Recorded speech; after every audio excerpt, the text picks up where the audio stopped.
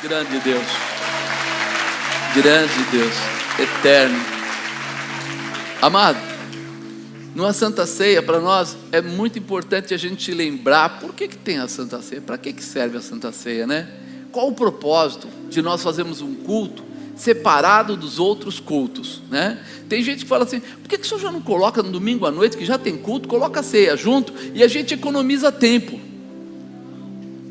Mas a Santa Ceia não é para economizar tempo. Você imaginou se eu chegasse para você e dissesse assim: você vai fazer aniversário? Vou. Quando? Dia 5 do mês que vem. Eu falasse para você assim: vamos deixar lá para dia 25 de dezembro, que já é Natal? Você vai falar: peraí, meu aniversário, que negócio é esse? Como é que é essa? Quer dizer, nós sabemos que nós temos que, de repente, valorizar, honrar, reconhecer. A Santa Ceia, ela tem que ser reconhecida, ela tem que ser valorizada, porque ela é mais do que um aniversário simplesmente. Ela é uma idealização, uma declaração, uma constatação de poder. Alguém deu a vida dele e não podia ser alguém qualquer, porque a Bíblia diz: salário do pecado é a morte. Mas a vida era representada pelo sangue.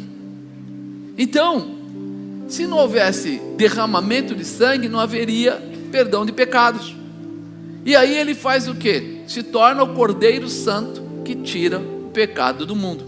Ele se permite ser crucificado e dá a cada um de nós essa nova condição.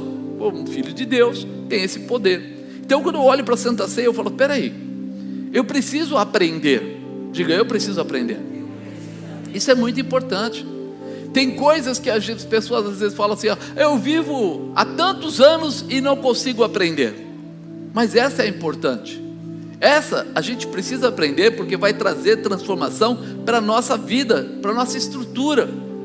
Para a nossa estrutura, para os nossos filhos, para os nossos netos, às vezes para os nossos amigos, para os nossos vizinhos, talvez até para o nosso pai, depende em que situação está.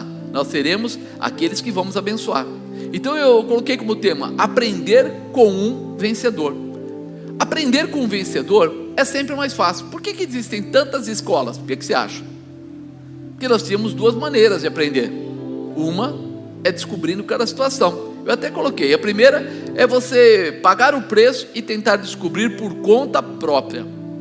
Então vamos dizer que alguém chega para você, dá um limão na sua mão, e você vai pegar o limão, vai cortar o limão, vai chupar o limão e vai dizer: ele é azedo. Mas eu posso já dizer para você de antemão: ele é azedo.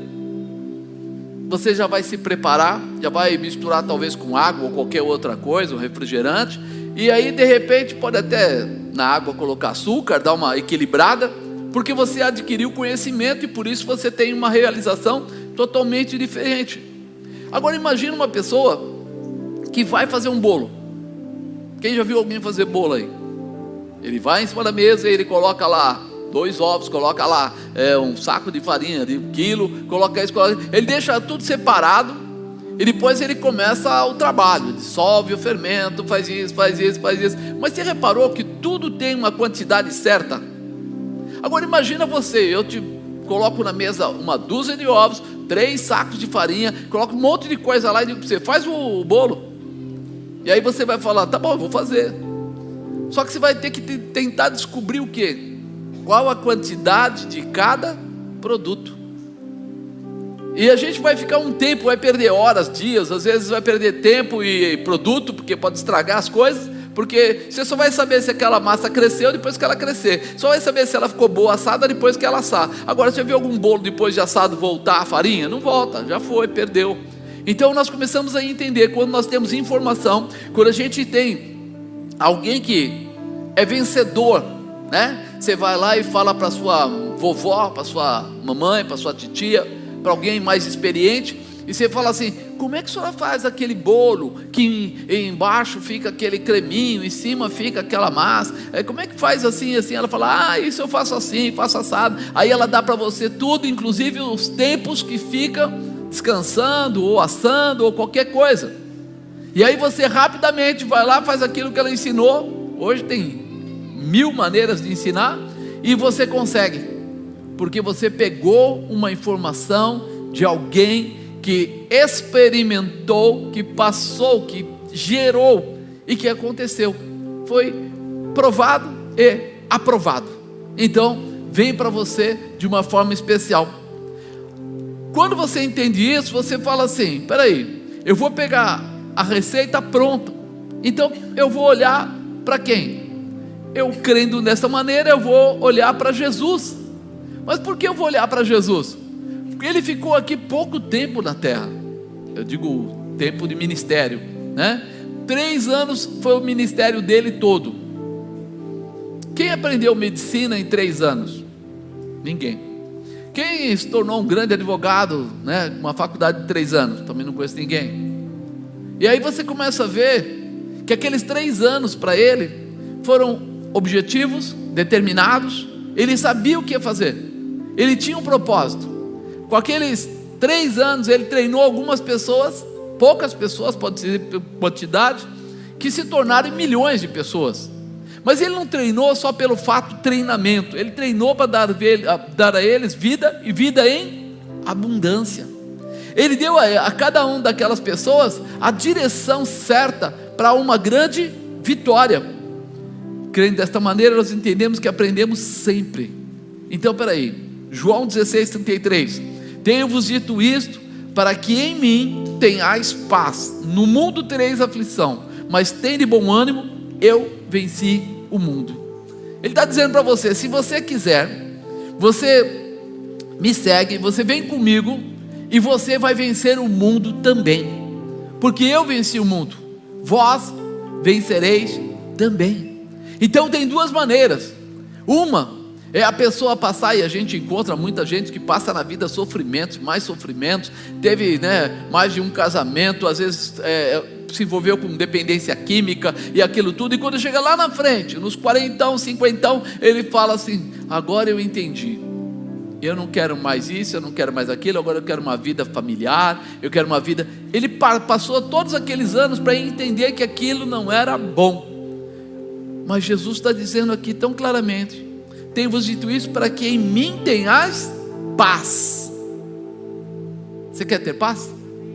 É em Jesus. Para que você tenha paz. No mundo você vai ter aflição. Espera aí, você está dizendo que eu posso ter paz contigo, mas que o mundo tem aflição? Mas você não vai precisar viver as aflições do mundo, porque eu venci o mundo para você. Eu fiz algo que pode vir para você como resposta para a sua necessidade. Muitas vezes Jesus falou por parábola aos próprios discípulos dele, e muitas vezes os discípulos não entendiam. Quantas vezes a gente tenta falar com as pessoas: olha, salvação, vida eterna, paz, um casamento sadio, ou qualquer outra coisa, e a pessoa não entende. Ele acha assim: nossa, que cara chato, que loucura. É normal. Jesus tentou explicar por parábolas muitas vezes, contando historinhas, fazendo coisas, e as pessoas às vezes não entendiam. Mas isso não tirou dele a vontade de continuar e levar as pessoas a vencerem, né? Através do quê? Através da palavra. Ele usava a palavra de Deus para mostrar que havia uma grande razão de vitória. Por isso que é importante, quem quer ter a sabedoria que Jesus Cristo tem para nós, tem que ler a Bíblia. Por quê? Porque a palavra de Deus vai se consumar no seu coração e trazer a realização, né? Em 1 João 5,4 fala assim: porque todo o que é nascido de Deus vence o mundo, e esta é a vitória que vence o mundo, a nossa fé. Todo que é nascido de Deus vence o mundo, e esta é a vitória que vence o mundo, a nossa fé. Você é salvo pela fé, por aquilo que você acredita. Nós já estivemos lá no céu? Não, mas nós sabemos o que a presença de Deus propõe para nós. Alguém já viu alguém que recebeu um milagre? Você já viu alguém receber um milagre? Alguém foi curado de uma enfermidade grave, alguém viu a porta se abrir quando não se abria, alguém viu uma cura diferente, Quando você vê isso, você está vendo pela fé. Cientificamente não é comprovado, há uma discussão constante sobre isso, mas quando você acredita, você entra no princípio e vive a realização, e isso precisa estar contido em nós, a fé. Por isso que ele fala: esta é a vitória que vence o mundo, a nossa fé. Então Jesus vai ensinar cada um de seus discípulos a viver em fé. Diga, viver em fé. Se você não consegue acreditar, você não vai querer colocar em prática. Eu digo para você, pode pular daqui ali embaixo, que não é longe, não é pesado, dá para pular, não machuca a perna nem nada. Se você não acredita, você pula? Não pula. Então, a fé é algo, espiritualmente falando, que é necessário. E Jesus quer mostrar para a gente como fazer isso. Quem é que vence o mundo, senão aquele que crê que Jesus é o Filho de Deus? Então ele dá para você, o si. Se você quer ter a manifestação, condicional, se quer ter a manifestação de Jesus, você vai ter que acreditar que Ele é o Filho de Deus. É a porta que se abre para você. A tua fé só começa a existir quando você olha para Jesus, não como um profeta qualquer, mas como o Filho de Deus que veio a essa terra, em carne e sangue, deu a sua vida ali naquela cruz para me dar salvação. E Ele só pode fazer isso porque Ele é o Filho de Deus. Lembra que 3,16 fala? E o Pai amou você de tal maneira que enviou o seu Filho unigênito, para que todo aquele que nele crê não pereça, mas tenha vida. Quem enviou? O Pai. Então Jesus é Filho de Deus e foi enviado pelo Pai para pagar o preço da nossa salvação. É isso que começa a fazer você entender: peraí, quem é que vence o mundo? Aquele que tem parte com Deus. E como é que você tem parte com Deus? Através de Jesus. Qual a importância dessa vitória para nós, afinal? Dessa vitória de seguir, de ter fé. Olha o que fala em Apocalipse 3:21. Ao que vencer, lhe concederei que se assente comigo no meu trono, assim como eu venci e me assentei com meu Pai no seu trono. Ele não está dizendo para você que você tem que ser bonzinho. Ele está dizendo para você que você tem que ser legalzinho. Ele não está dizendo para você, ele está dizendo para você assim: tem um lugar no céu garantido para você. Se você quiser entrar lá, tem todas as possibilidades, você pode. Você só precisa entender que a nossa vida não se resume a 70, 80, 90 ou 100 anos. Esse tempo da terra é um tempo calculável, controlável, mas o tempo de Deus é incontrolável, ou seja, não dá para saber, é eterno. Por isso Ele te faz o convite, não de você estar com Ele aqui na igreja, não de estar com Ele lá no cantinho da sua casa, seria muito pouco. Ele faz o convite para você estar com Ele para sempre, aqui nessa terra. Se um dia sair dessa terra, e o futuro, e você vai viver e reinar com Cristo. Por isso, aqui em Apocalipse ele fala isso: ao que vencer, lhe concederei que se assente comigo no meu trono. Te dou uma posição de herança, de honra. Você recebe a Jesus, você é ligado a Deus, e depois disso você tem a posição de filho, de participante, Então eu queria falar para você um pouco sobre estágios para a vitória. Primeiro, onde quer chegar? Se eu não souber onde eu quero chegar, amado, tudo se torna tão enfadonho, tão cansativo, tão atrapalhado, que você fala assim: para que eu estou aqui? Qual é o objetivo? Como é que eu vou alcançar? Conhecer onde você quer chegar é muito importante. Você precisa ter seus objetivos espirituais neste tempo.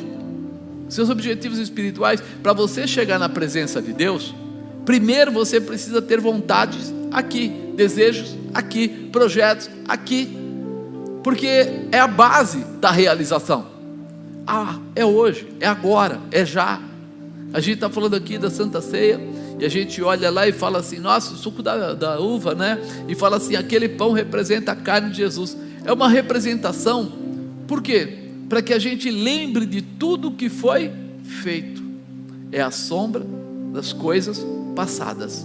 Ou seja, Deus faz questão de fazer você se lembrar que há uma promessa para a tua vida, e que ainda que o mundo lá fora tente mostrar para você o contrário, Ele continua sendo Deus da sua vida.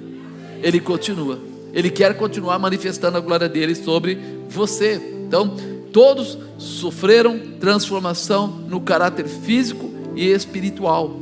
Então, peraí, eu olho para os discípulos e vejo assim: eles começaram a andar com Jesus, e não importava quem eles eram. Teve discípulo lá que foi pescador, outro cobrador de impostos, e até entre aspas diziam que eles roubavam, né? Tomavam parte do que não era deles. Teve médico, teve prostituta, teve cego, teve leproso, teve coxo, que foi seguindo a Jesus. Jesus estava preocupado com isso? Nem um pouco. Na verdade, ele veio para os perdidos. Então a nossa posição de saber onde quer chegar tem que passar primeiro pelo encontro, pela busca, pela presença, por andar com Jesus. Todos aqueles que chegavam até Jesus tinham alguma transformação. Você lembra de Zaqueu? Zaqueu foi só para olhar Jesus, ele queria só olhar, ele não falou que ele queria levar Jesus para casa, nem nada. Ele subiu naquela árvore para ver Jesus passar, e a multidão passou e Jesus no meio, e quando Jesus está passando, o que acontece? Ele olha para cima, vê Zaqueu e diz para Zaqueu: desce depressa, porque hoje me convém pousar na sua casa. Zaqueu desce, leva ele para a casa dele. Era considerado um dos publicanos, ou seja, um daqueles cobradores de impostos e tal, que pegava o dinheiro dos outros a mais, cobrava mais, tirava proveito.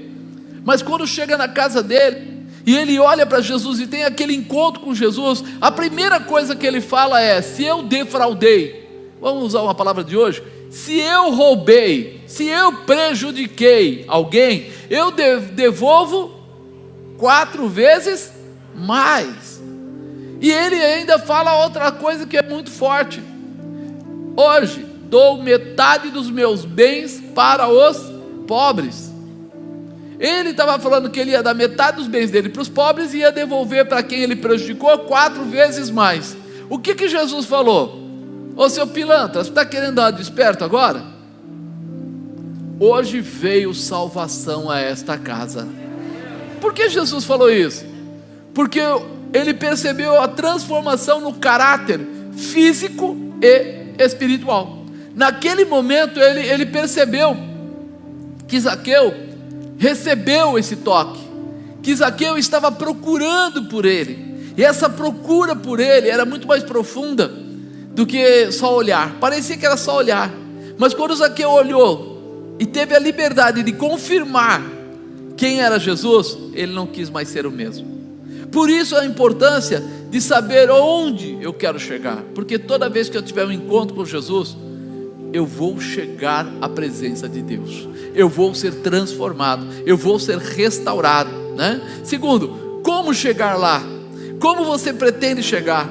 Sabe o que Jeremias falou? 29:13, ele fala assim: buscar-me-eis e me achareis, quando me buscares de todo o vosso coração. Buscar como, irmão? De todo o coração. Nós muitas vezes vimos muitas pessoas falando que gostariam muito de trabalhar na igreja, de participar da igreja, e etc, mas não é isso que Deus espera, não é isso que Jesus espera. Ele quer você buscando por Ele de todo o seu coração, independente. O que é mais importante? Porque a gente não presta atenção nas palavras que Deus coloca, mas quando Ele coloca lá, amar a Deus sobre todas as coisas, Ele está dizendo isso: buscar-me-eis, me achareis, quando me buscares de todo o vosso coração. Eu tenho que ser o primeiro na sua vida. É isso que Jesus está dizendo, é isso que Deus está dizendo. Se você quer chegar lá, me coloque como baliza, como bandeira, me coloque na frente. Não há inimigo que possa me parar, não há dificuldade que possa atrapalhar. Quando Jesus está indo à frente, nada vai segurar ou atrapalhar a sua vida. Você vai esbarrar em um monte de problemas, mas em todos eles você vai vencer. Mas por quê? Porque Ele está presente, Ele pode todas as coisas. Precisamos ter convicção de que encontramos a porta. Nós não podemos olhar para Deus como um quebra-galho, um momento, uma fórmula momentânea de resolução. Se acreditarmos que encontramos a porta, a melhor coisa a fazer é passar por ela, é entrar. Diga: a melhor coisa quando encontra a porta é entrar, não é ficar do lado de fora. Olha o que ele fala em 14:6 de João: disse-lhe Jesus: eu sou o caminho, a verdade e a vida, ninguém veio ao Pai senão por mim. Se você descobriu que existe Jesus, se alguém descobre que existe Jesus, a melhor coisa a fazer é o quê? Entrar por Ele. Entrar por Ele quer dizer o quê? Ser obediente, ser fiel, usar a orientação que vem dEle. Por quê? Porque tudo isso já está previsto. Eu entro pela porta e eu encontro a Deus. Ele diz que Ele é o caminho, a verdade e a vida, e ninguém vem ao Pai se não for através dEle. Quer dizer que você precisa passar por Ele. Então eu preciso colocá-lo como uma peça fundamental na minha vida. Eu preciso acreditar na obediência. Eu preciso acreditar que é necessário eu tomar alguns cuidados com o que eu faço. Temos que ter posicionamento na orientação de fé. Romanos 12:9 fala assim: o amor seja não fingido, aborrecei o mal e apegai-vos ao bem, amai-vos cordialmente uns aos outros com amor fraternal, preferindo-vos em honra uns aos outros. Não sejais vagarosos do cuidado, sede fervorosos do Espírito, servindo ao Senhor. Alegrai-vos na esperança, sede pacientes na tribulação, perseverai na oração, comunicai com os santos nas suas necessidades, segui a hospitalidade. Abençoai aos que vos perseguem, abençoai e não amaldiçoeis. Alegrai-vos com os que se alegram, chorai com os que choram. Sede unânimes entre vós, não ambicioneis coisas altas, mas acomodai-vos às humildes. Não sejais sábios em vós mesmos, a ninguém torneis mal por mal, procurai as coisas honestas perante todos os homens. É uma fórmula para você que quer chegar lá. Se você quer chegar lá, lê Romanos 12:9-17 depois com calma. Você vai perceber, ele fala: aborrecei o mal e apegai-vos ao bem, preferindo-vos em honra uns aos outros, sede fervorosos no Espírito, servindo ao Senhor. Pois ele fala: perseverai na oração. Na outra parte ele fala que segui a hospitalidade, abençoai e não amaldiçoeis. Não sejais sábios em vós mesmos, procurai as coisas honestas perante todos os homens. Esse é o resumo. Esse resumo é importante, porque vai definir se você entrou pela porta ou não. Não adianta dizer que entrei pela porta, se os meus comportamentos estão totalmente distintos, estão fora da realidade. Então eu não entrei, né? A situação de engano, né? Outro dia eu estava com a bispa assistindo um pedaço de um filme, nem assistimos todo, mas um pedaço. E uma coisa interessante, a menina, a filha, ela tinha colocado aquele sistema que quando você liga na casa, cai no celular da pessoa de busca, né? E segue a pessoa. E aí ela não estava em casa, e a mãe pegou, ligou para ela, pensando que estava em casa. Ela atendeu no celular e a mãe perguntou: você está em casa? Ela: sim, eu estou em casa. Falava: cuidado, tem um pessoal aí malvado fazendo isso, isso, aquilo. E ela pega e fala assim: não, fica tranquila, eu estou em casa. Mas ela não estava em casa. Tempos depois, o que acontece? Ela se dá mal com isso. Quer dizer, ela tinha a porta, mas não entrou por ela, não obedeceu à realização, não assumiu a posição, não se posicionou da forma adequada. Assim tem muitos cristãos hoje, que muitas vezes conhecem a porta, sabem o que é certo, e eles criam subterfúgios. É pecado? Não sei se é. Está errado? Não sei se está. Ele vai dando um tapinha, empurrando para lá, como se dissesse assim: não vai dar problema, mas vai dar problema mais tarde. Por isso nós precisamos estar convictos, né? Como você pretende chegar lá? Você precisa estar convicto. Só existe uma porta, só existe uma maneira, e essa maneira o Senhor Jesus garante para você, estabelece para você. Terceiro, acreditar em si mesmo. Diga: acreditar em mim mesmo. É forte, hein? Você precisará acreditar em si mesmo para desencadear o processo de realização em sua vida. Tem gente que não acredita em si mesmo. Ele ama Deus, até que alguém venha perguntar, até que o amigo venha cutucar, até que alguém diga para ele: pô, você vai deixar de ir lá por causa da igreja, por causa de ser crente e tal. Então ele não acredita nele mesmo. Ele está vivendo, mas ele está boiando, como diz. Ele não está se mergulhando, não está se colocando. Ele é levado por qualquer vento. E isso é muito complicado. Paulo era convicto no que realizava, porque tinha Jesus Cristo como cabeça, se dispunha a obedecer o ensinamento do Senhor. E Paulo foi um homem duro, Paulo foi um matador de cristãos, Paulo foi formado como soldado, como um policial, vamos dizer assim, e que tinha uma visão de matar ou morrer, não fazia muita diferença. Só que de repente ele reconhece a porta, e ele entra pela porta, e ele sabe agora o caminho, e agora ele acredita em si mesmo de tal maneira, que ele anula os seus pensamentos próprios, para viver os pensamentos de Cristo na vida dele. Ele fala: eu sei que eu aprendi de forma diferente, mas agora eu vou restaurar, eu vou me restabelecer, eu vou acreditar que eu fui escolhido, que eu estou separado, que a bênção do Senhor está sobre mim. Olha Gálatas 6,17, o que é que fala? Desde agora, ninguém me inquiete, porque trago no meu corpo as marcas do Senhor Jesus. Fazia parte da vida de Paulo seguir fielmente Jesus, não por força ou por imposição, mas por amor. Por isso que ele fala que ele traz as marcas de Cristo no corpo dele, porque ele teve que descer pelo muro, ele foi apedrejado, ele foi surrado, ele se desgastou muitas vezes com pessoas que ele ajudava, depois atacavam eles pelas costas. Você pensa que isso é novidade do pastorado?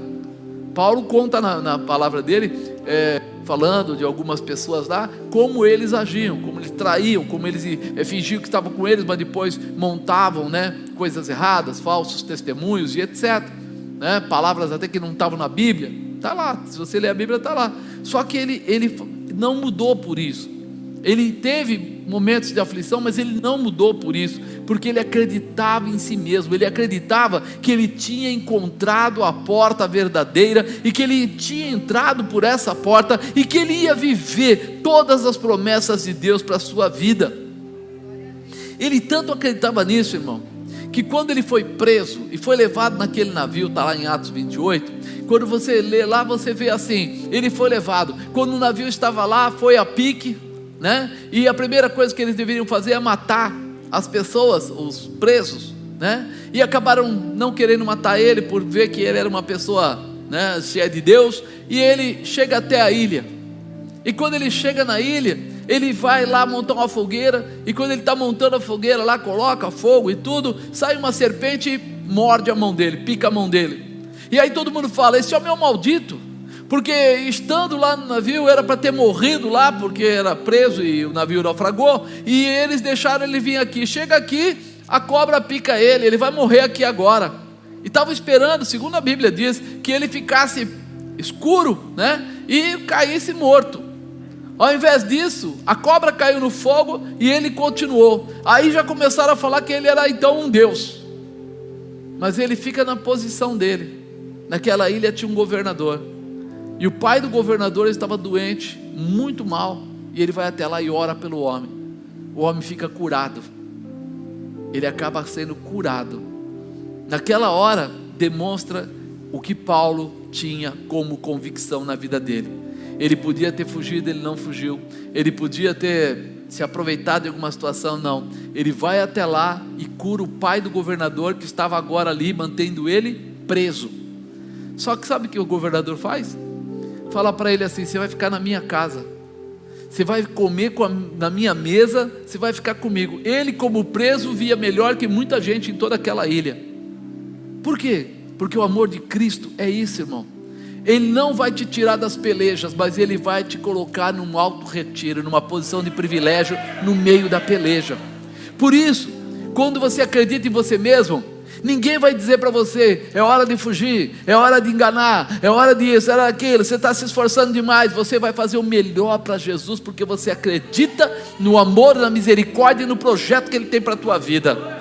Você vai poder dizer: eu trago as marcas de Cristo no meu corpo, eu sou um escolhido, eu passei pela porta, eu sei quem eu sou, estou guardado. Quarto, estar preparado. Estar preparado exigirá de nós treinamento, estudo da situação.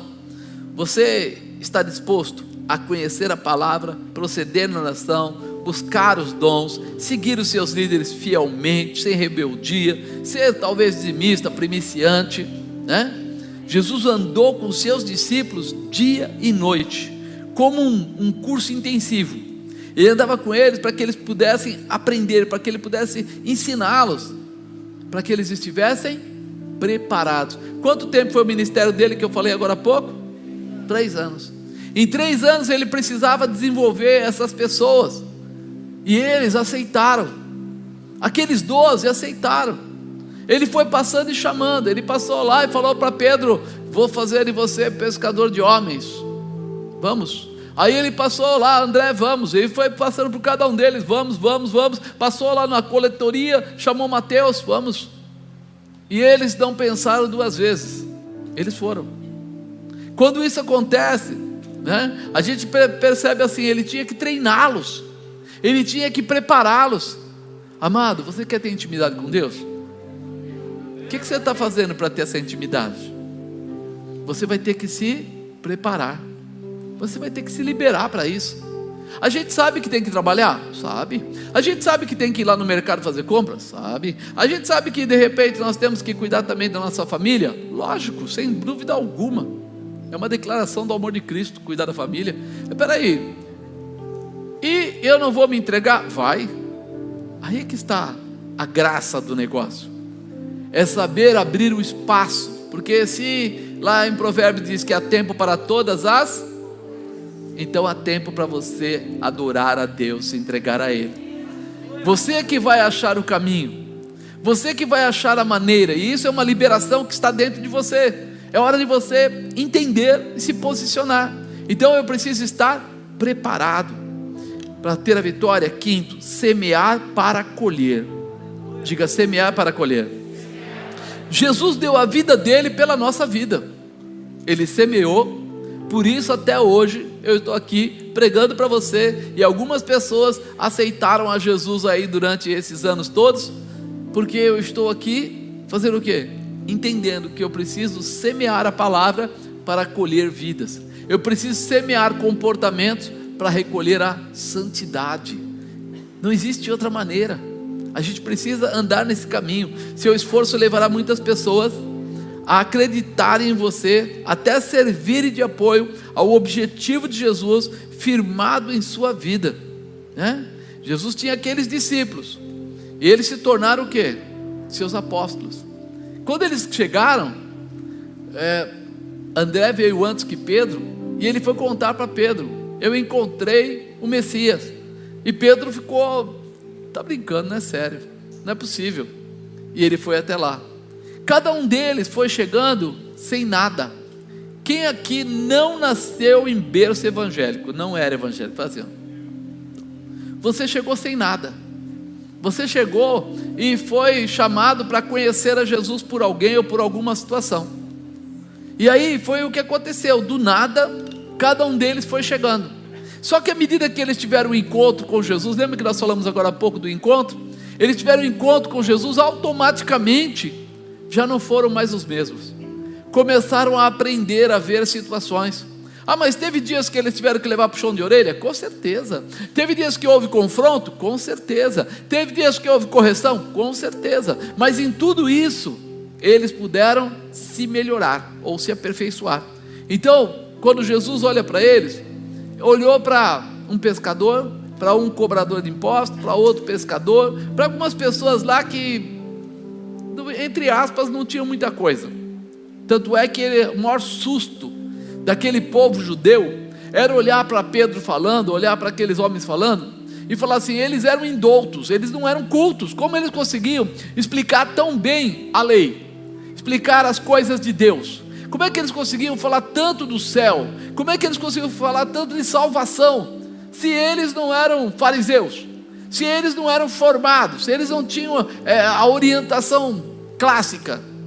E a grande verdade era essa: eles fizeram o discipulado deles de uma maneira diferente, né? Não uma hora lá na casa, uma célula. Eles fizeram assim 24 horas por dia. Dá para você conhecer a pessoa ficando perto dela 24 horas? É forte, né? Tem gente que gosta de tomar banho, tem gente que não gosta. Não é assim? Tem gente que come pouco, tem gente que come muito, não é? Tem gente que de manhã cedo já levanta, a primeira coisa que faz é ir lá lavar a cara, escovar o dente e tal, e tem outro que enrola até que puder. Mas quando você fica 24 horas com a pessoa, você começa a conhecer todos os detalhes, né? Até o chulé na meia, até começa a saber tudo. Então imagina que Jesus chamou eles para ter o quê? Intimidade. Chamou para quê? Semear. Por quê? Queria colher. Ele semeou em pessoas totalmente despreparadas, porque ele queria colher em apóstolos, em homens fortes, em pessoas determinadas, em pessoas que iam subir na porta lá do templo chamado Formosa, e quando subisse e falasse lá, dá mais bala pelo amor de Deus, ele falou, não tenho ouro nem prata, mas o que eu tenho eu te dou, em nome de Jesus de Nazaré, levanta e anda. Você já pensou? O camarada que outro dia estava lá do outro lado, nem acreditava nesse poder, nem acreditava nessa manifestação, nem sabia que Jesus existia, agora ele está lá dizendo, em nome de Jesus, levanta e anda. Cata na mão do sujeito, vai andar. Essa manifestação é a semeadura para a colheita. Agora eu te pergunto, será que nós estamos semeando? Será que a gente está querendo estar preparado? A gente está procurando isso? Porque se nós quisermos nos tornarmos em apóstolos, teve uma vez um jovem, e ele me parou, e falou, vou falar uma coisa para o senhor, eu quero ser apóstolo. O que eu preciso para ser apóstolo? Eu comecei a rir, porque na verdade eu nunca imaginei que eu ia ser pastor, quanto mais apóstolo. Eu nunca imaginei que eu ia dirigir uma igreja, eu nunca imaginei que eu ia ficar na frente de pessoas falando de Jesus, eu sempre pensei em outras coisas da minha vida. Eu falei para ele, olha, eu digo para você que eu não sei como cheguei aqui, mas eu digo para você, eu sei a porta de entrada. Se entrega, serve, sem limite. Você não vai mais poder ter a sua vida, ela não é mais sua, ela pertence a Jesus Cristo. As suas dores serão sempre menores do que de todo mundo que estiver à sua volta. Não importa o que esteja acontecendo, se alguém chegar para você e disser que está com problema, o seu problema é menor que o dele. Você vai ajudar ele primeiro, depois resolve o seu. Você é o último a sair do barco se ele estiver afundando. Você é o primeiro a levantar as pessoas para que elas sejam coroadas e abençoadas. Então eu não sei te dizer como é chegar lá na frente, mas eu sei te dizer como foi que eu comecei. Se entrega, se libera. Então semeia para colher. Quando Deus encontrar alguém com o coração disponível a ponto de exercitar essa fé, Ele vai usar você para fazer de você um apóstolo, um seguidor fiel de Cristo, para fazer o que for necessário. Semente plantada dos apóstolos fez com que eles continuassem a produzir frutos, né? Eles receberam a semente de Jesus e foram produzindo, e até hoje nós estamos aqui falando dos frutos que aquela árvore gera. Uma das coisas mais interessantes que eu não sabia, talvez vocês saibam e seja só eu ignorante a isso, né? A primeira vez que eu fui para Israel, eu vi lá uma oliveira, lá no Getsemane, eu vi a oliveira e eu falei, nossa, que oliveira feia, porque ela era toda meia torta, meia virada para um lado, virada para o outro, assim, faltava pedaços e tal, né? E aí a gente falou para o guia, essa oliveira deve ser bem antiga, coitada, né? Tal. Ele falou, ela não só é antiga, ela é antiga e produtiva. Eu falei, como assim? Ele falou assim, a oliveira se restabelece. Se você cortar um galho, se você quebrar um galho, ali vai sair outro galho, e de lá, naquele galho novo, vai gerar fruto. Essa oliveira que você está olhando tem mais ou menos 2025, 2030 anos. E estava com a azeitoninha lá. Eu falei, o quê? Ele falou, Por isso Jesus gosta de dar tantos exemplos sobre a oliveira. Os profetas falavam sobre a oliveira, sobre o azeite, porque não é algo momentâneo nem algo passageiro. Ele tem uma resiliência tão forte, ele se refaz tão fortemente, que se você for maldoso, chegar lá e quebrar o galho, arrancar um galho, ao invés dela morrer, nasce outro galho, e vai dar fruto do mesmo jeito. Não vai dizer, eu não dou mais fruto porque quebraram o meu galho, que é? Não. Então hoje, você tem que aprender, você semeia para colher. Deus vai te dar toda a condição para que você reconheça que o teu caminhar na presença dele vai trazer um futuro glorioso. Talvez hoje não pareça. Apóstolo, eu não preciso de dinheiro, eu tenho. Eu não preciso de saúde, eu tenho. Eu não preciso daquilo, eu tenho. Mas lá na frente, a gente vai descobrindo que muita coisa que a gente tem podia ter sido melhor, podia ter muito mais. Minha família poderia ter sido mais abençoada, minha casa poderia ter sido mais abençoada. E aí você vai falar assim: por que eu não investi nisso? Então agora o que Deus está dando a você é a capacitação para entender que você precisa semear no espiritual para colher em todas as áreas da sua vida. Buscai a Deus e a sua justiça, e as demais coisas vos serão acrescentadas. Sexto, seguir o mestre. Diga: seguir o mestre. Se já existe um caminho correto, então por que eu vou tentar criar outro? Se já existe algo para que é possível fazer, por que eu vou criar outro? Por que eu vou tentar desenvolver coisas que estão fora do controle? Deus havia estabelecido com Jesus todo o ensinamento que era necessário para o projeto da salvação. Era só ele seguir os caminhos do Pai, ainda que parecesse terrível, com certas dificuldades, a vitória viria. A vitória viria. É isso que nós precisamos abrir o nosso coração para entender. As dificuldades fazem parte. Diga: as dificuldades fazem parte. Amém? Nós muitas vezes queremos abreviar o aprendizado. Já viram isso? Mas eu preciso disso tudo. Não preciso. Devido ao sofrimento que ele nos traz, todo ensinamento traz confronto. Sim ou não?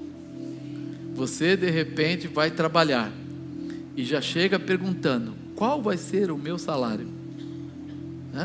Aí a pessoa fala: você vai ganhar 5 mil reais por mês. Você fica feliz. 5 pila, bom dinheiro, legal, estou feliz. E tal. Mas você começa a trabalhar às 7 da manhã. Aí você fala: bom, pelos 5 mil ainda vale a pena 7 da manhã. Aí aquele dia, outro dia, que fez 1 grau abaixo de zero, que não sei o que lá, você fala: o que, mano? Que é isso? Acordar cedo, ir para lá trabalhar, isso é coisa de maluco. Você nem percebe que tudo tem confronto, a dificuldade. Tudo que você for fazer tem uma dificuldade. Agora, as dificuldades não vêm para nos fazer menores, vêm para nos fazer melhores. Sabe aquelas vezes que você passou na frente da loja e tinha um casaco de 2 polegadas, aquele casacaço mesmo, você falou assim: nossa, isso é caro demais. Você já vai lá pensar no financiamento para ele. Vou comprar esse casaco, ele vai me ajudar a atravessar este momento de dificuldade. E de posse do casaco, você começa a se sentir mais forte. O pastor Henrique morou um períodozinho lá nos Estados Unidos, e aí eu cheguei lá, tinha caído muita neve, você olhava pela janela, coisa mais linda, na janela. Lá fora não é tão linda assim. Aí eu olhei lá para fora e vi que o carro estava todinho coberto, e eu precisava sair com o carro, então eu tinha que ir até lá. Vem umas ideias de Jerico na cabeça, A primeira coisa que a gente pensa é assim: eu vou pegar a água, mangueira, vou jogar a mangueira lá de água, e aí alguém já gritou para mim: não joga água no vidro, nunca mais esse gelo sai daí. Aí, opa, não pode jogar água. O que eu tenho que fazer? Você tem que ter uma pazinha com um cabinho e tal, e você vai raspar, o vidro e tal. Poxa, então preciso arrumar esse negócio. Fui arrumar esse negócio, mas eu achei: agora eu vou lá e raspo. E aí eu fui lá de tênis, legal, jaqueta, touquinha, bonitinho. Quando eu fui lá, enfiei o pé no chão, a parte de cima era neve, a parte de baixo o gelo tinha derretido. Aí foi até minha canela, mais ou menos, de água gelada. Negócio fantástico, Coisa de 14 graus abaixo de zero. E aí você sente que aquele calor seu, sabe aquele calor que você tinha? Ele já não é mais seu. Ele acabou de ir embora. E você nem viu ele sair. Começa a tremer as pernas, tremer tudo. Você volta para dentro e o seu filho fala para você: pai, eu não falei para o senhor não ir lá sem bota? Eu falei: mas eu não tenho bota, filho. Mas eu não falei, pai, que o senhor devia ter comprado uma bota. Eu falei: filho, mas ela custava $70, eu ia gastar $70 numa bota. Ele falou: o que o senhor acha agora? Eu falei: barato. A bota é barato, vou comprar uma bota. já fui lá, né?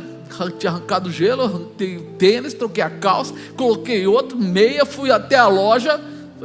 Me dá essa bota, agora.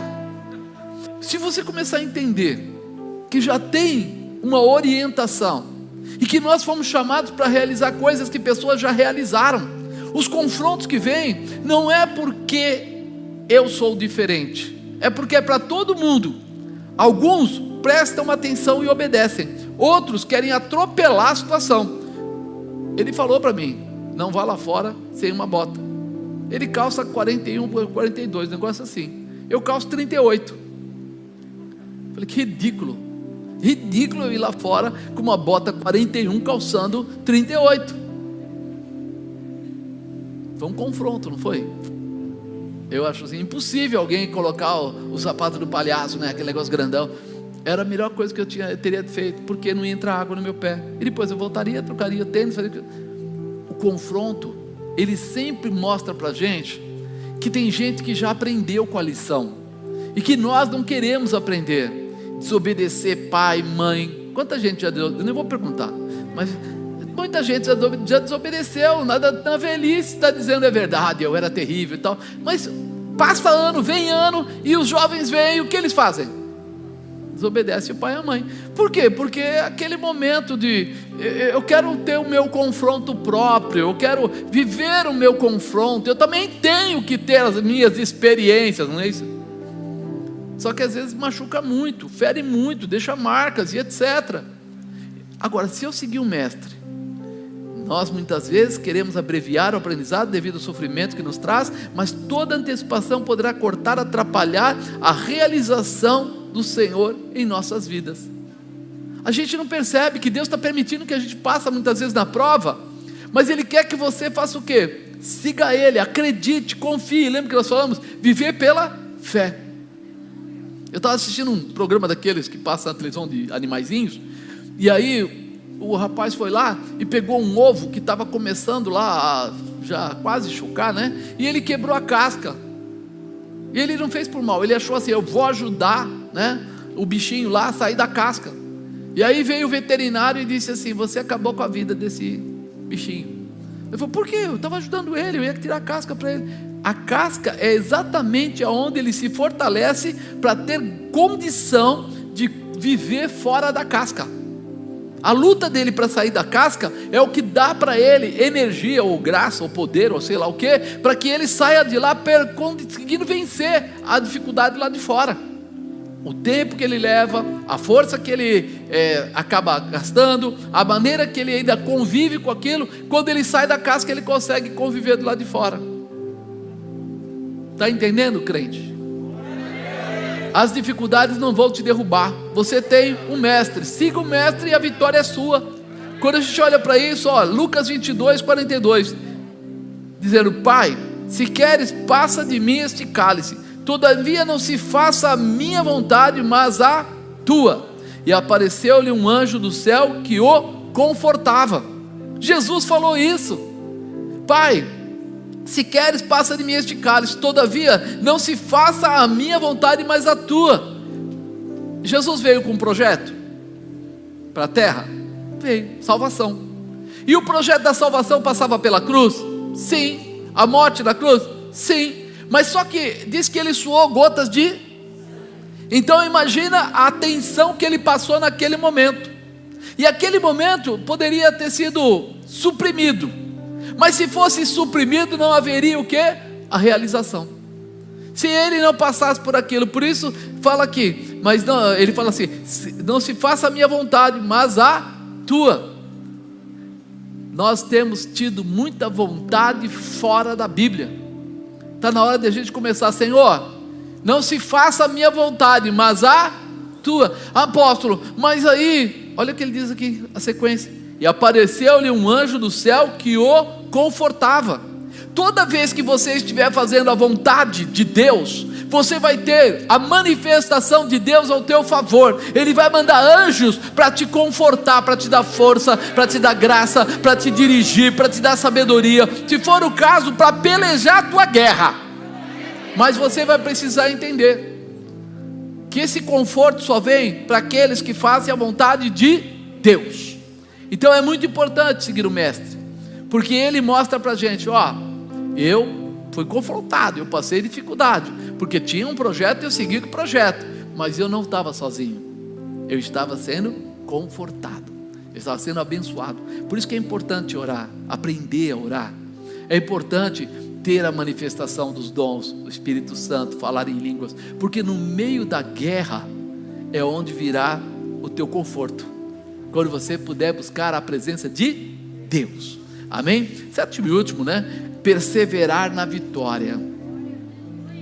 Se você quer ter vitória, você vai ter que perseverar, você vai ter que ir até o fim, nunca dar a vitória a quem nos persegue. Você sabe, existe Deus e existe um sujeito lá de baixo, vamos falar assim, fica menos pesado, ou você prefere que eu fale assim, Deus e o diabo? Escolha como quiser, mas existem essas duas possibilidades. A terceira via não existe. Em cima do muro não existe, atrás do guarda-roupa não existe. Existe Deus e o diabo. Eu posso falar o que eu quiser, eu posso inventar o que eu quiser, porém essa é a realidade. E aí muitas vezes eu não percebo isso, que eu estou abrindo mão da minha vitória para deixar o diabo ser vitorioso. Porque se Deus nos ensinou o que nós devemos fazer, e aí pretende que a gente chegue no céu, quando eu não obedeço a voz de Deus, a orientação de Deus, e não chego no céu, eu chego aonde? Você viu que tem duas pessoas que já sabem, o resto está, onde eu vou? É no Ibirapuera, onde é? Lá no Hop Hari, onde eu vou? A grande verdade é essa, nós estamos sendo chamados para ser vitoriosos, e não é por acaso, tem que ser um estilo de vida. Seu parte na Rai, você ser vitorioso tem que ser um estilo de vida, mas pensa sempre na possibilidade de que você primeiro tem que ser vitorioso espiritualmente, e que o restante virá naturalmente. Buscai a Deus e a sua justiça, e as demais coisas vos serão naturalmente. Quando eu entro nessa estrada, eu recebo esta vitória, porque parar dará vitória ao inimigo das nossas vidas. Temos que perseguir o objetivo. Se você para na metade, eu era crente durante 20 anos, mas um dia eu fiquei tão chateado que eu larguei a igreja, larguei a Bíblia, larguei tudo. O que a Bíblia diz? Aquele que perseverar até o fim receberá a coroa da vitória. Até o fim, irmão. Parou na metade, abriu mão. Não foi Deus que abriu mão, fui eu que abri mão. A vitória, o pódio está lá do mesmo jeito, os galardões estavam lá do mesmo jeito. Agora, se eu parar, quem vai ser vitorioso? O outro, não eu, o inimigo. Então peraí, eu preciso ter isso no meu coração, porque parar dará vitória ao inimigo das nossas vidas. Temos que perseguir o objetivo, porque a vitória não se estabelecerá apenas por um momento, mas sim por uma vida, A vitória para você não é uma coisa momentânea, não é uma situação passageira, mas é uma vida, comportamentos adequados de objetivos, ativação dos comportamentos, cuidado nos caminhos mais delicados, restauração nos erros cometidos, determinação e força para agilizar todo o processo quando os caminhos estiverem aplainados. Ou seja, enquanto estiver lutando, eu estou lutando. Quando o caminho estiver plano, eu vou ter determinação e força para agilizar o processo. Aí que eu vou mais rápido ainda na direção de Deus. Às vezes o pessoal fala assim, eu fiquei desempregado, eu estou lá parado. Não fique parado. Ore, clame, busque a presença de Deus, se encha do Espírito Santo. Por quê? Porque você vai se fortalecer a tal maneira que o dia que você for para a primeira entrevista, ou que você clamar por um emprego, chegar o seu tempo, você está totalmente pronto. Você vai falar meia palavra e vai ser contratado. Mas por quê? Porque a manifestação de Deus está brilhando em você, está estabelecendo em você. Eu poderia ficar aqui contando testemunhos, muitos, de coisas ainda quando eu trabalhava ainda, e que Deus foi mostrando, foi sinalizando, foi abrindo porta, foi dando resposta. Eu até ficava assustado às vezes em reuniões, que eu falava, e agora, Senhor? O cara está perguntando sim ou não, nas minhas contas está dando bom negócio aqui, acho que eu vou fazer esse negócio, e o Espírito Santo falava, não vai, Não vai. Mas olha aqui, não vai. E depois, quando se revelava a situação, eu percebia que não era para ter ido mesmo, que aquilo não ia dar certo. Aí eu comecei a viver, a aprender, colocar em prática. Por quê? Porque isso forma o teu caráter, a tua intimidade com Deus. Você começa a formar o teu caráter. Peraí, eu preciso falar com Deus. Quando? À noite, na hora de dormir, eu falo com Deus toda hora. A bispa fala com Deus toda hora. Tem hora que tem hora que ele fala assim: ai meu Deus, eles vão começar de novo. Por quê? Porque a gente aprendeu a viver assim. Nós agradecemos Ele por o que Ele faz por nós. Nós contamos para Ele que somos felizes por isso, isso e isso. Nós falamos para Ele o que nós vamos fazer. Senhor, nós estamos pretendendo fazer isso. Ajuda a gente precisa conseguir. A gente vai trocando informação até achar caminhos. Às vezes tropeça, às vezes cai, mas daí a gente já chama a presença dEle, pega na mão dEle, levanta de novo e sai de novo.